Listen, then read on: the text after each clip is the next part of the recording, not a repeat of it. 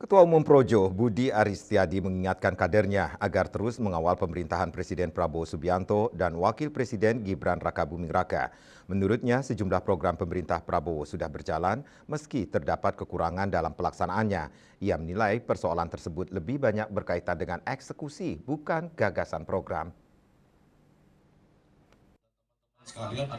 Perayaan ulang tahun ke-12 DPP Projo di kawasan Pancoran, Jakarta Selatan menjadi momentum Ketua Umum Projo Budi Aristiadi mengingatkan kadernya untuk terus mengawal pemerintahan Presiden Prabowo Subianto dan Wakil Presiden Gibran Rakabuming Raka.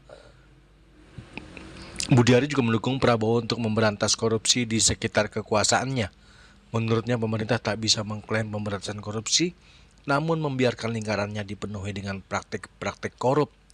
Dalam pemerintahan Presiden Prabowo Subianto, Projo mengambil peran sebagai jembatan antara keberhasilan masa lalu dan penyempurnaan kebijakan. Organisasi tersebut juga memastikan komitmen kerakyatan tetap menjadi bagian dari perjuangannya. Menurut Budi Ari, Projo akan mempertahankan identitas kerakyatan dengan cara berpikir independen. Organisasi juga akan berani menyampaikan kondisi masyarakat kepada pemerintah. Jadi sudah hampir 12 tahun Projo berdiri dan Projo sudah 10 tahun mengawal pemerintahan Pak Jokowi dan sekarang 2 tahun pemerintahan Pak Prabowo Gibran. Semangat setia di garis rakyat itu bukan hanya omongan di mulut, karena sekarang banyak yang bilang untuk rakyat tapi maling juga. Bener gak? Untuk rakyat tapi kok korupsi gitu ya. Karena itulah kita harus tegaskan kalau mau pemberantasan korupsi harus disapu dari sekitar pusat kekuasaan.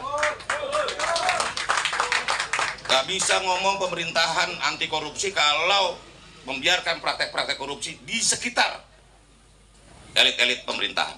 Karena itu Projo sangat berkeras. Kesetiaan kita di garis rakyat adalah kesetiaan terhadap nasib dan kepentingan rakyat banyak.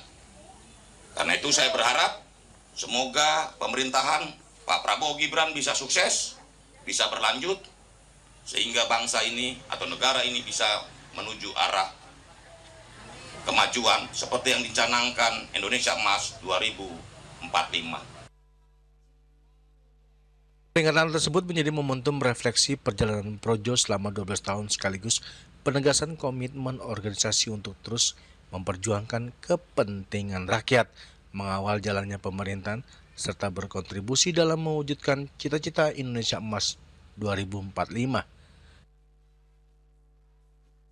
Dari Jakarta, Julius Soeharto dan Ketut Sumadi Hasil melaporkan.